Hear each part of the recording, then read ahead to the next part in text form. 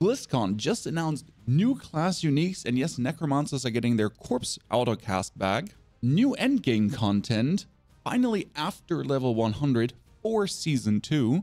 A new expansion at the end of 2024 with a brand new class that has never been there. And also teasered season 3, the Gauntlet leaderboards, where you can go into the Hall of Ancients with your build forever. Let's go into more detail.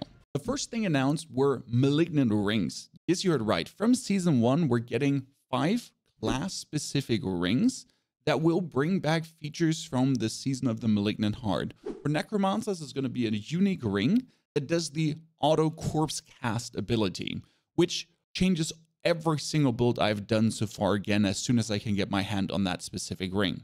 Interesting here is that's a new unique, and all uniques also landed into the Eternal realm. So I would assume that these Malignant Rings also will exist in season 3 and go back to Eternal, which means that the auto corpse cast ability might finally be a permanent thing and truly transform so many builds that we can finally blood mist in again and corpse tundra everything together, and who knows what's actually coming for the other classes. This gets followed up by a small quality of life feature that would be the Enchanting Preview. When you're at the enchanter and you're hovering over what you want to change, that actually shows you which things are possible to get.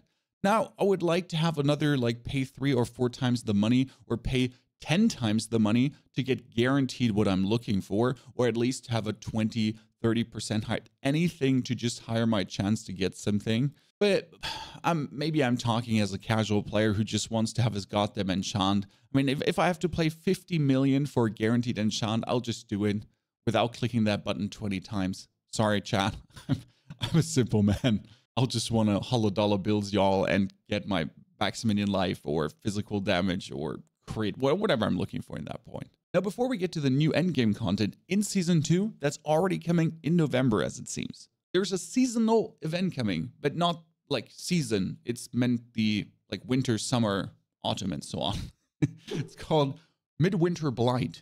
So on top of everything we're getting, also as winter is coming, we're going to get Midwinter Blight, which is going to turn Sanctuary into a winter wonderland and bringing a red-cloaked villain. No complaints. Now the really cool thing, we're getting endgame, and that is level 100 plus endgame. You have max leveled your character, killed Lilith, Duriel, farmed some uniques, and you have a very good build going on. Then there's a 6-week-long event coming, the Abattoir of Zir. And they said it starts difficult and it becomes even more difficult as you go through it.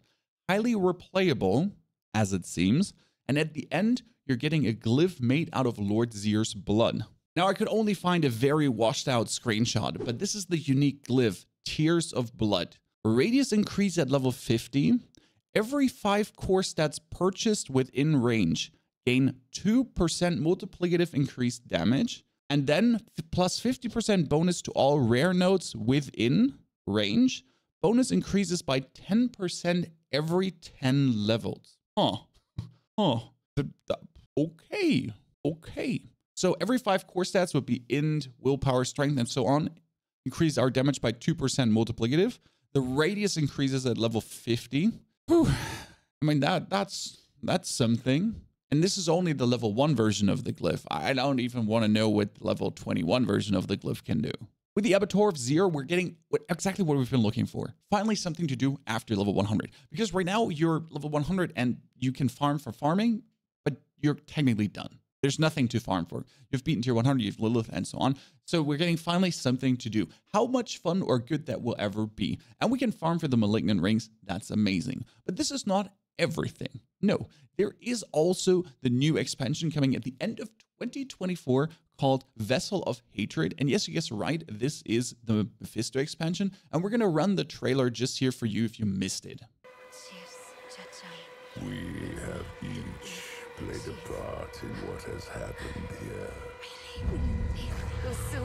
You abdicated your choice to this child. And with every step she takes, I grow stronger.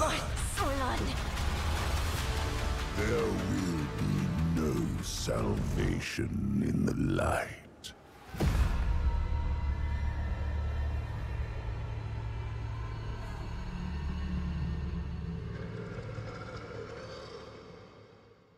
Best part here, we're going to get a complete new class that you have never seen before in the Diablo universe. Whatever this could be, I would say probably something like a super monk, a monk indifferent, a monk paladin mix. Surprise me. A bard? A bard? Filling everyone with good vibes? I'm in. I'll still stick with the necro, but if there's a new class, as a content creator, I'll be probably having to play the new class as well. But I'll mostly stick to necro in the beginning to just make more necro content because I just love necro. Now for Season 3, they promise us leaderboards. Season 3 is obviously quite far out, so it's not that interesting as the expansion is also quite far out. But the Gauntlet is coming with leaderboards. They didn't say specific what the Gauntlet is going to be, but you'll be able to pit yourself against clan members worldwide, people in your region, and you can make it into the Hall of Ancients with your respective account and with your build you have been rocking. Right now I can say Season 2 has already surpassed all my expectations. I didn't really have many. I was just hoping for Season 2 to be better than Season 1. And it's been better than Season 1 by far in many ways. I'm even considering to level up another class because I'm enjoying the vampiric powers so much. I know how you're feeling about that. So if Season 2 was already that good and Season 3 is having some nice news and they're adding new bonus content to the Season 2, I like that. And I think it would be cool if they keep it like this, because having the season release to learn the season in the first 4 weeks, but then after 4 weeks, getting some event, some bonus content on top, I think that's quite nice. Like a mid-season update they have been doing in Warzone. It's always been like some cool bonus to something you've been already enjoying. And now with the Abattoir of Zir, as I said, I'm kind of done, but now I get more, so I keep playing with the season. Fantastic. Are you happy with some mid-season update, or do you want all the content straight up from the beginning on? All in all, I gotta say, this is quite fantastic and shows they've been learning from what they have been doing wrong, and now they're trying to improve. Alone bringing the Season of the Malignant back with the uniques, that's very interesting. It's a bit of a problem that it's going to be rings. Why does it always have to be rings? Because all my builds need their rings. But I'll be making sure that the Malignant Ring for the Auto Corpse shenanigans fit in somewhere, into a minion build, into the Infinity Mist build probably. We'll see how it works, especially if I don't have to have Corpse Explosion in the bar and the Malignant Ring would explode corpses. That sounds plenty good if I'm honest with you. Right now from BlizzCon I'm taking away, they at least seem to still have new ideas. They'll probably turn out still to be half-cooked. I don't want to be negative Nancy, but you saw the target dummy and that was as half-cooked as it goes. But they're at least trying. And you can't fault them for trying, because from trying, it can only go from testing iteration to betterment, hopefully. And we'll get a perfect version of Diablo 4 in 2024. I'm quite excited for what it has to offer. I mean, getting the Abattoir of Zir with a 6-week event gives me also more time to play, because technically I was done in the next 10 days with this season, and then I'd have to wait 60+ days for the update. Has me very happy. What do you think? And also, why you're not playing the Bloodlines Necro yet? Absolutely insane tankiness and incredible damage. Seriously, do it right now.